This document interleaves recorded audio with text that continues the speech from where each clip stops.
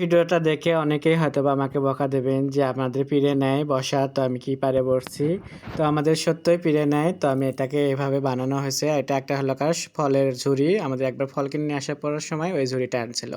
আর সাথে হলো একটা কাটিং বোর্ড দিয়ে আমি এটাকে পিড়ে বানাইছি। তো যাই হোক, পিড়েটা নিয়ে আমি বাইরে আজকে ওই যে ঝিঙ্গে নিয়ে আসছে, তো এটাকে ঝিঙ্গে বলে। অনেক বছর পরে ঝিঙ্গে এখান থেকে কেনা হয়েছে, এখানে পাওয়া যায় বাঙালির দোকান থেকে। তো এই ঝিঙ্গেটা দিয়ে আমি আজকে চিংড়ি মাছ রান্না করব, তার জন্য করে আমি বাইরে বসে ঝিঙ্গেটা কাটতেছি।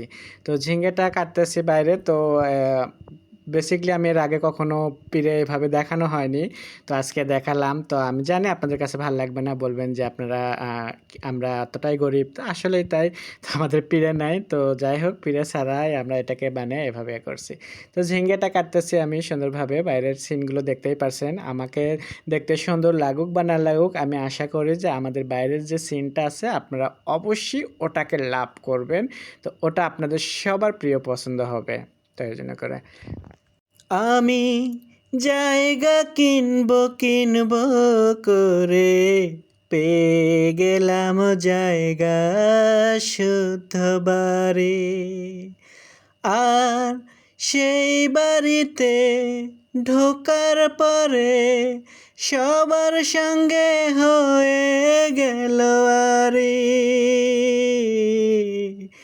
আমি জায়গা কিনবো করে পেয়ে গেলাম জায়গা শুদ্ধবারে। আর সেই বাড়িতে ঢোকার পরে সবার সঙ্গে হয়ে গেল আরে। আমার খুবই পছন্দের গান আর শিল্পী বলতে বলবো, তো আমার খুবই পছন্দ এটা হলো শামিনা চৌধুরী শিল্পী। তো ম্যাডামকে আমার খুবই ভালো লাগে, ম্যাডামের অনেক গান আছে, গানগুলোকে আমি খুব এনজয় করি। মাঝে মধ্যেই আমি এই গানগুলো করি, যখন আমি কাজ করতেছি তখন আমি এই গানগুলো খুবই আমি করি।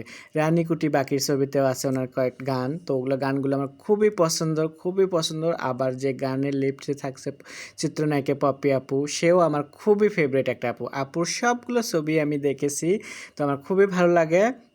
তো যাই হোক, আমি এই গানগুলো মাঝে মধ্যে গাই করি। তো গান গেতে গেতে আমি ঝিঙ্গে কাটাটা আমার হয়ে গেল, তো দেখতেই পারছো। তো আশা করি আপনাদের ভালো লাগবে। আমার এই ভিডিওটা আপনাদের কাছে কেমন লাগলো অবশ্যই কমেন্টের মাধ্যমে জানাবেন।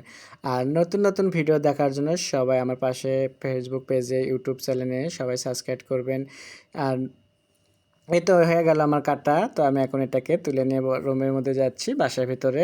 তো আপনারা থাকবেন, পরের ভিডিওতে আরও নতুন ভিডিও নিয়ে আসবো আপনাদের জন্য।